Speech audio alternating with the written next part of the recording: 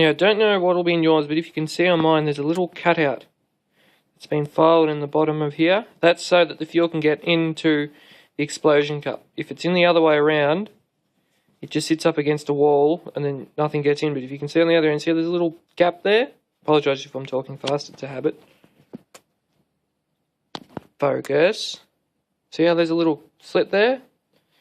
That will allow the fuel to get down into the explosion cup.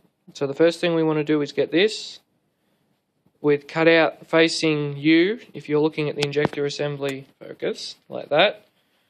This goes in this way around.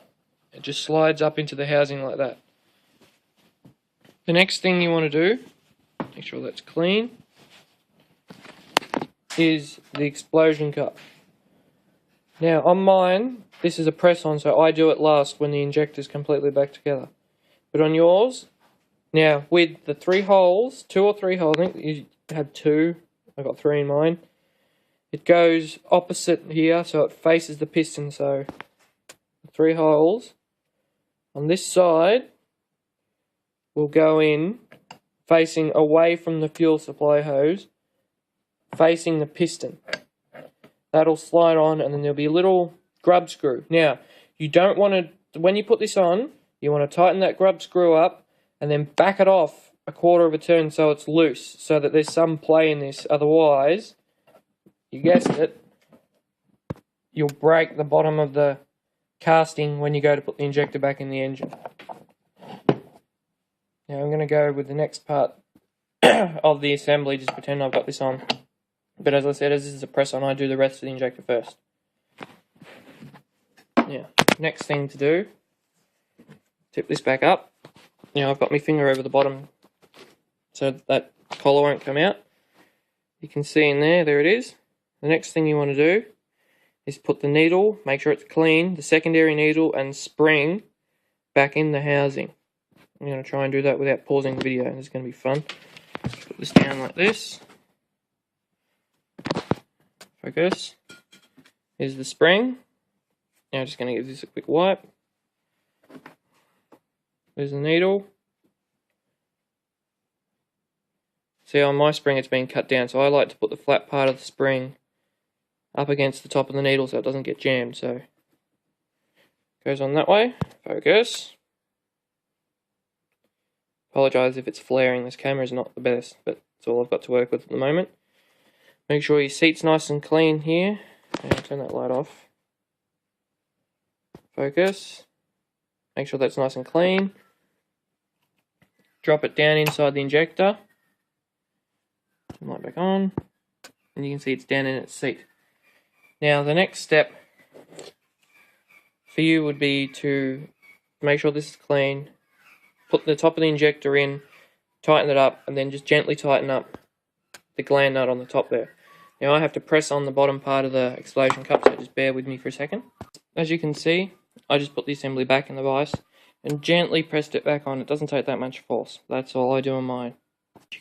Whoop, flaring again, there we go. As you can see, there's the second bottom needle sitting down there nicely. Next step is to, if you haven't already done this, to put the top part of the double offset lever here on the fuel control back in.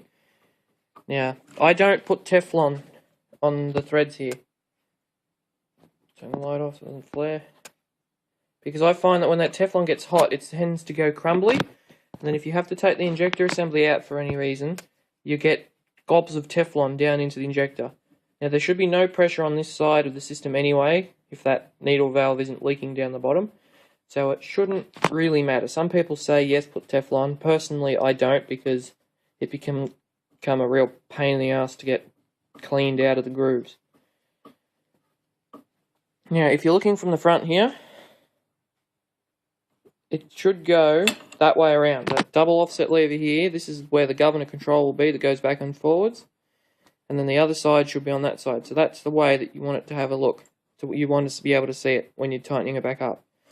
Once again, make sure the top gland here is loose. And now we just tighten, hand tight for the moment, this bottom part of the top injector. confusing terminology, I'm sorry. Oop, slipped in the vise. Tighten it up a bit. For the moment, I just want to finger tighten it down until it's finger tight like that. See, the top part of the gland's still loose. I don't do this up with a spanner. I find it can stick wide open the injector, and if you're really unlucky, that'll cause a runaway. Now, I like to just test here to make sure that it's going to lift and seat properly. Don't be too rough with it because you'll damage the brass on the top here. Oh, blasted camera. That's the top half of the injector done up. Now you've checked. Now you've checked it. Go ahead. Now, very gently, just snug that up. That's all you need.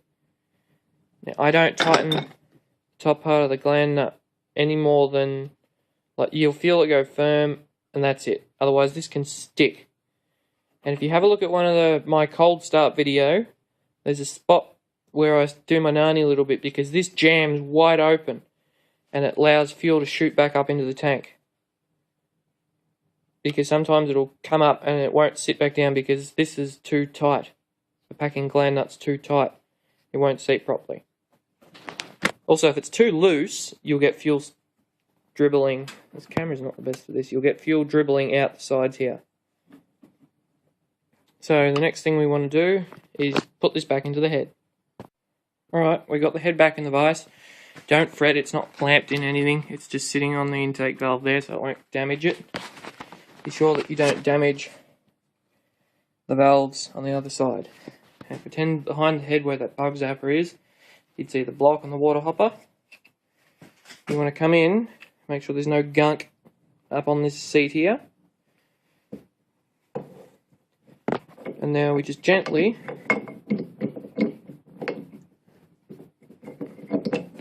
line that up and lower it in position. You don't want to drop it. You just want to lower that in position like that. Yeah, it will be a little bit loose because I'm putting nuts on yet, obviously. And then that's back in the engine. Get your two nuts. Now, start with this one first, because if you've still got this side of the double offset lever attached, you can't fit that nut in there, because if you put this one on and tighten it up, you can't lift it up to get that second nut on its position there. That's if you haven't taken this off, or if you've got the head off and you're working on a vise. I leave this on normally, because sometimes I put everything back together and forget that I've taken that off, and then you have to take the injector out of the head again to get it back on. So lift that up. Oop, it's very hard doing this one-handed. Get that on its thread, start that up, and then just wind that back down like that. On the second, wind that back down like that. They're both finger tight. Injector's tight now.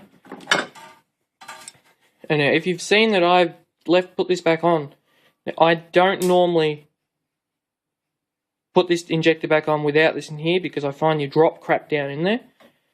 You can't start on this side. Now, it can be a little bit hard, but if you've got the head off, it's easier.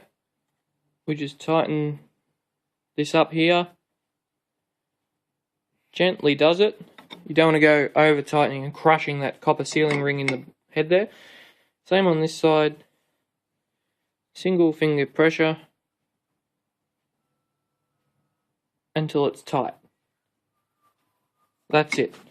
Now the injector is now back in the head. If we come around the back here, you'll see the 3 holes in the explosion cup line up towards the piston, which is what we want. There's the valves. No, they're not crushed in the vise. So they're still open. Can't press the exhaust valve because of the heavy spring. Injector assembly is back on here. Now we put the second side of the double offset lever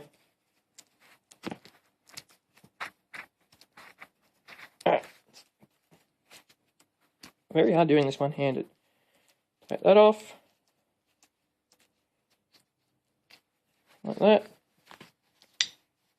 Now this goes, focus, in here, like that. That. On yours you'll have the governor control on the other side so it won't flop around as much. Sits in there like that. Just get the nut.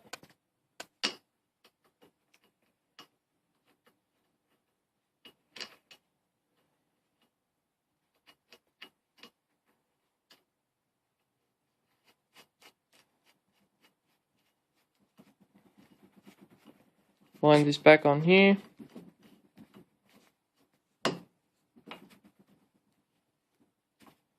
Once again, it's hard to do this one-handed.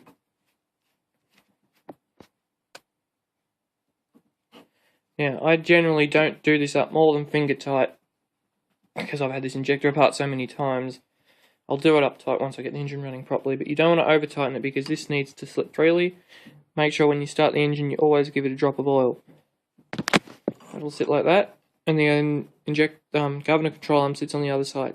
Now, it is very, very important that you do not remove or reposition the rocker arm that sits on the other side of the head here, because if you don't get that back in the right spot, setting the fuel up is extremely difficult.